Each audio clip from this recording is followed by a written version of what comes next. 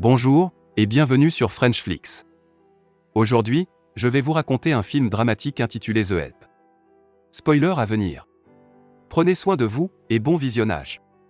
Noire, fille de domestique et petite fille d'esclave, Ebeline écoute les premières questions de Miss Skeeter en regardant le portrait de son fils. Miss Skeeter, elle, prend des notes sur un cahier, sous le titre The Help. Elle l'interroge sur ses origines, sur son métier de bonne et sur sa condition de vie. Soudain, Ebeline prend la parole. Elle explique qu'elle a élevé 17 enfants. Actuellement, elle travaille chez les Lefolt comme bonne à tout faire et comme nounou pour la petite Mae Mobley qu'elle aime beaucoup. La mère de Mae Mobley, Elizabeth, est une jeune femme gâtée, sans tendresse pour sa fille. Ebeline avoue qu'au fil des années, elle a changé. Elle est devenue plus amère, moins indulgente qu'avant. Pour elle, Miss Skeeter est différente des autres femmes blanches de Jackson. Ces autres femmes ne cherchent qu'à faire des enfants alors qu'elles ne sont encore elles-mêmes que des bébés. Alors que Miss Skeeter, elle est une femme indépendante. Miss Skeeter, après ses études, et sur les conseils d'Ellen Stein, la rédactrice en chef de Harper Hero à New York, a trouvé un emploi au Jackson Journal. Elle y tient la chronique ménagère de Miss Myrna. Mais comme elle n'y connaît rien du tout en la matière, elle a demandé à l'une de ses amies, la fameuse Elizabeth, si elle pouvait questionner Ebeline, sa bonne, pour en savoir plus sur la vie ménagère. Elle aurait bien demandé à sa propre nounou, Constantine, de l'aider, mais Constantine a bizarrement démissionné sans la prévenir. Par ailleurs, Skeeter est aussi amie avec la présidente de la ligue et du club de bridge de la ville, Illy Holbrook. Illy Holbrook est le stéréotype de la femme gâtée, à la tête de la vie féminine de Jackson. Parmi ses occupations, elle essaie de caser Skeeter auprès d'un certain Stuart et elle s'arrange pour que Celia Fott, l'épouse de son ex-fiancé, soit une paria. Illy héberge sa mère, devenue sénile. Elle a ainsi hérité de la formidable cuisinière de sa mère, Minnie, qui est aussi la meilleure amie d'Ebeline, et qui est une femme noire comme elle. Cependant, il y a un hic, Illy refuse que Minnie, en tant que domestique noire, utilise ses toilettes. Elle la suit dès qu'elle veut les utiliser pour l'empêcher de s'y soulager. Elle instaure même un plan sanitaire sur la ville de Jackson pour interdire aux Noirs l'accès aux toilettes de maison. Elle leur impose l'usage de cabinets extérieurs aux habitations en cas de besoin. C'est cette mentalité, de jeune femme privilégiée, que Skeeter est censé suivre pour son article, destiné à la lettre de la Ligue. Malgré ça, Ebeline accepte de l'aider. Ellen Stein avait recommandé à Skeeter d'écrire sur ce qui la dérange elle, et particulièrement sur ce qui ne la dérange qu'elle. Alors justement, c'est en suivant ce conseil que Skeeter va écrire sur ses bonnes, leur histoire et leurs ressentis. Bien qu'Elizabeth ne l'autorise plus à questionner Ebeline, elle va continuer à essayer de récolter des témoignages. D'autant que l'affaire des toilettes prend de l'ampleur. Un jour de tornade, Minnie a une envie présente et utilise les toilettes de la famille Holbrook. Face à cet acte, Illy la renvoie de chez elle. Plus tard, Ebeline rejoint son amie Minnie à la sortie du bus. Minnie file, une tarte à la main. Ebeline est sur le point de monter dans l'autocar, lorsque Skeeter l'intercepte pour lui proposer de l'interviewer. Les gens les regardent et Ebeline a peur des conséquences si elle acceptait.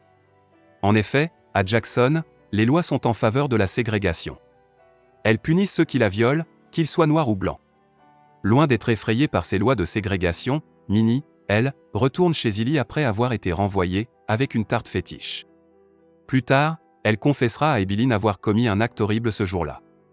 Mais c'était en réaction au fait qu'Illy ait répandu une fausse rumeur à son sujet pour qu'elle ne trouve plus de travail.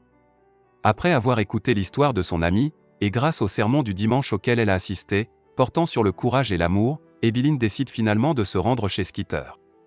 Nous reprenons alors la première scène du film, lorsque Skeeter interroge Ebeline, et que la bonne commence à raconter son quotidien de domestique. Minnie, elle est engagée chez les Fott par Celia, une jeune femme délurée et enthousiaste. Illy de son côté organise avec son club une kermesse au profit des enfants africains mais se fait voler par sa nouvelle employée de maison, Yulma Edaevi, qu'elle fera condamner pour ce geste. Skeeter se dédie corps et âme à son article au sujet des toilettes pour noirs. Alors qu'elle est en train de questionner Ebeline dans la cuisine, Minnie les surprend. Tout d'abord interloquée, elle se met aussitôt à participer aux réponses et compléter les dires de son amie avec ses propres expériences personnelles. Skeeter veut récolter le maximum de témoignages possibles. Même Ellen Stein, de chez Harper Hero l'encourage. Au même moment, Martin Luther King fait énormément parler de lui, donc Skeeter doit vite rédiger le livre avant que cette affaire de droit civique ne tombe dans l'oubli. Sauf que personne d'autre qu'Ebeline et Minnie ne veulent prendre le risque de participer à son article en témoignant.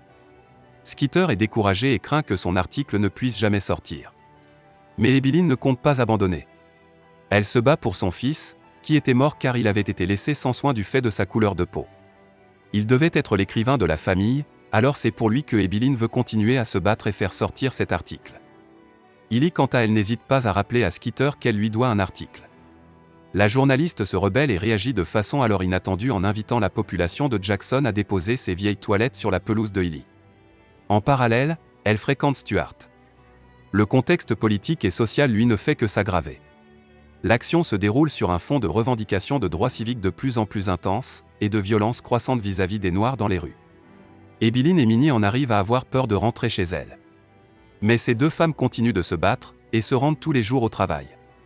C'est lors d'un de ces jours de travail que Minnie secourt Celia, lorsqu'elle fait une énième fausse couche. Face à ce contexte politique de tension, les domestiques se manifestent de plus en plus. Chez Ebeline, c'est la révolution. Toutes les bonnes du quartier veulent témoigner. Entre les méchancetés subies au quotidien et les joies rencontrées, ces femmes ont bien des choses à dire. Cependant, un témoignage manque toujours à l'appel, celui de Constantine, qui avait en fait été renvoyée. Alors en espérant sa contribution, Skeeter continue d'analyser la ville Jackson. Celia quant à elle, malgré ses nombreux efforts pour faire partie du club de Hilly, ne parvient pas à être intégrée. Elle se rapproche néanmoins de Minnie, et elles deviennent ainsi réellement amies. Au même moment, le contexte politique s'enflamme, Kennedy est assassiné. Face à cet événement, les domestiques se ravisent et commencent à craindre les conséquences de leur témoignage. Si même un président peut être tué, quelles pourraient être les représailles pour de simples bonnes? Sauf que Minnie elle a la solution pour éviter toute représaille, si son ancienne patronne Hilly la menace face à son témoignage, alors elle n'hésitera pas à raconter à toute la ville que son anecdote concerne Hilly, ce qui entacherait gravement sa réputation. Elle intègre alors à son témoignage l'épisode de la tarte dans l'article de Skeeter, sans nommer les personnes concernées par cet événement. Mais quel est donc cet épisode si honteux qu'il pourrait ruiner la réputation de Hilly?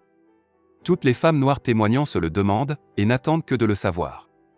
On retourne alors, grâce à un flashback, au jour où Minnie était retournée chez Hilly armée de cette fameuse tarte, après avoir été renvoyée.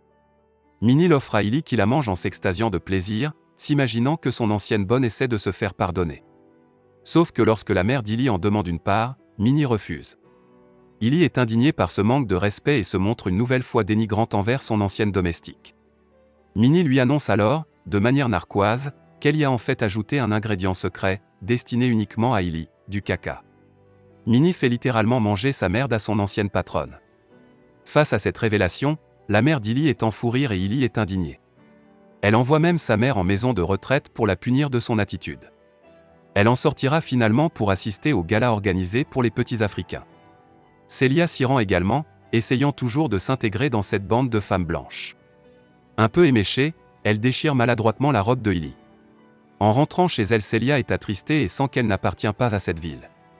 Elle pense même à quitter son mari et cet endroit hostile, mais Minnie pour lui rendre le sourire lui raconte l'épisode de la tarte.